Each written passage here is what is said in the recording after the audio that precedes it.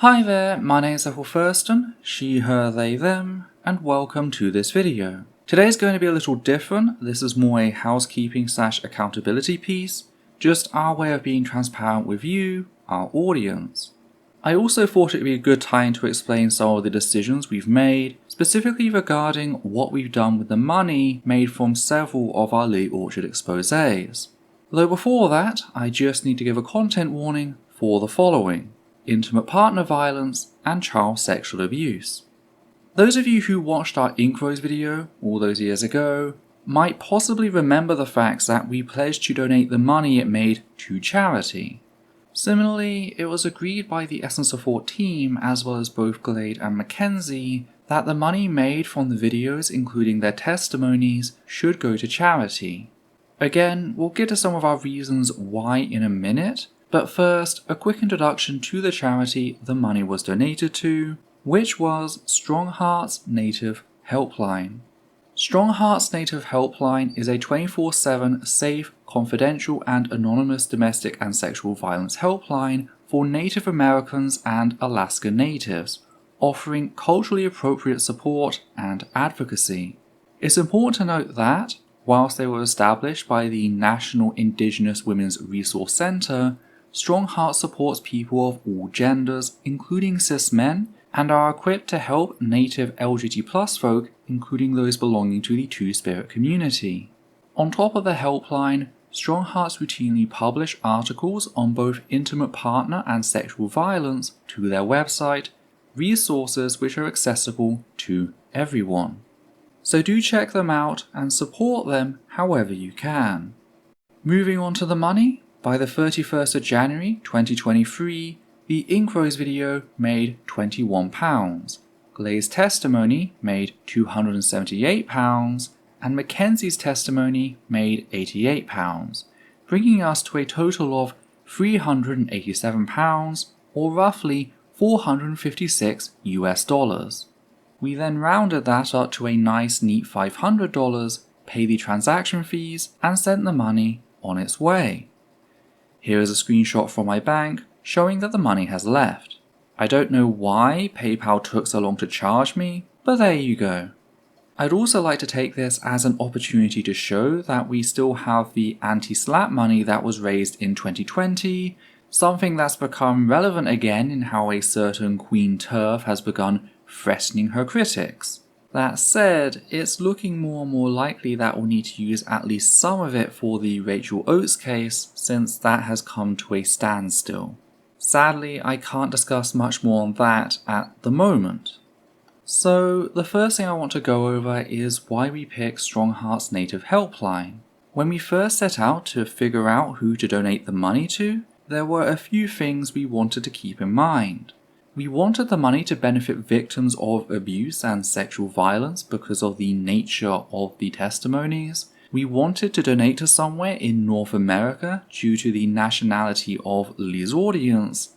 And lastly, we wanted to donate to a marginalized specific charity since they're less likely to receive larger grants, meaning a small donation has a greater impact overall. These were the three things we were really set on, and StrongHearts Native Helpline ticked off all three. But that still leaves the question, why donate the money at all? Why not just keep it and use it to fund the channel? Well, the reason for that is pretty personal.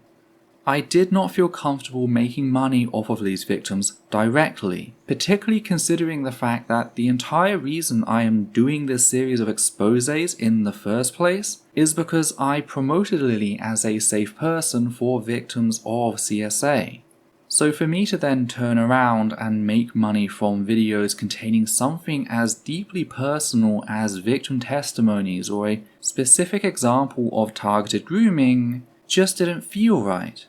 It's a different story with videos debunking Lily's excuses and shining a spotlight on her content like Stockholm and Doomsday Ascending, but when it came to testimonies, me not keeping the money was a decision made before production even began.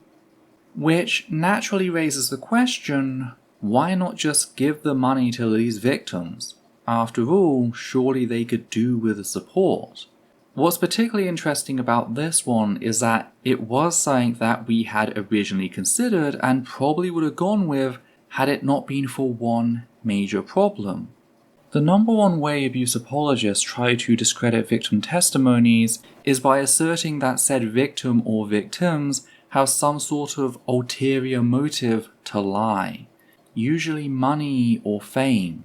And whilst it is easy to say that this is straight up bullshit, it is sadly an accusation that carries with it a lot of weight in our abuser-enabling society. The more I thought about it and talked to others about my concerns, including Glade, the more I began to steer away from that. Put bluntly, the last thing I wanted was for a group of wannabe psychologists and pretend lawyers to start bursting out of the woodwork to try and discredit said victim testimonies.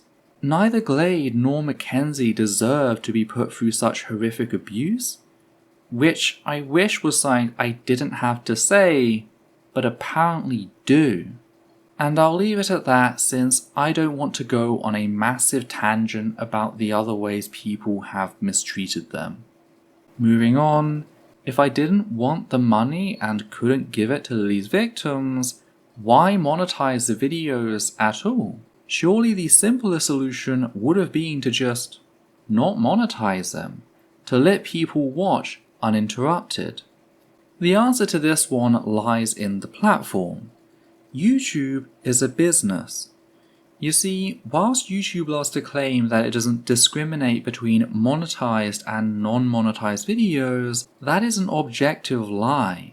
As a YouTube veteran with over a decade of experience under her belt, who has purposefully demonetized her channel at various points for mental health reasons, I've personally experienced just how feeble YouTube is in its promotion of unmonetized content, which is a big problem when the entire objective of what we are doing is getting the word out. We want to make as many people aware of what Lily has done, and monetizing said videos is the best way to incentivize Google to do just that. That is why we still monetize the videos. The last thing I like to go over is why we didn't donate the money made on the Ink Rose video sooner. This one is pretty simple, if not a little silly. The Ink Rose video was partially demonetized before it was published and made next to nothing. In its first month, it made a total of, get this, £1.86 for 7,000 views, which isn't a lot. It felt a bit embarrassing to make an entire post about donating said money at the time, and since we planned to quickly follow it up with Glade's testimony, I thought we could at least try and make it to £5 before donating. Spoiler, things did not pan out that way. I got hit by the virus shortly after the Ink Rose video went out. That's what knocked the entire project off course. That's why I spent literal years recovering until I felt strong enough to do multiple videos covering CSA related topics. But I did eventually, and here we are. Of course, said videos will continue to make some money, particularly the video containing Glade's testimony, since it's the only video on Lily Orchard that has remained fully monetized. Which kinda makes the assertions that I'm doing this for the money particularly funny. Like, if I was doing it for the money, my titles would be much vaguer. Either way, I'll keep track of the money and check in every now and then about further donations. I don't want to turn monetization off as they are still receiving traffic, which means more people learning the truth about Lily. And that just about wraps it up. Hopefully this video has given you insight into the workings of my mind, though if you have any other questions about the decisions we made, please do leave them down below. And with that said, I'll bid you good day.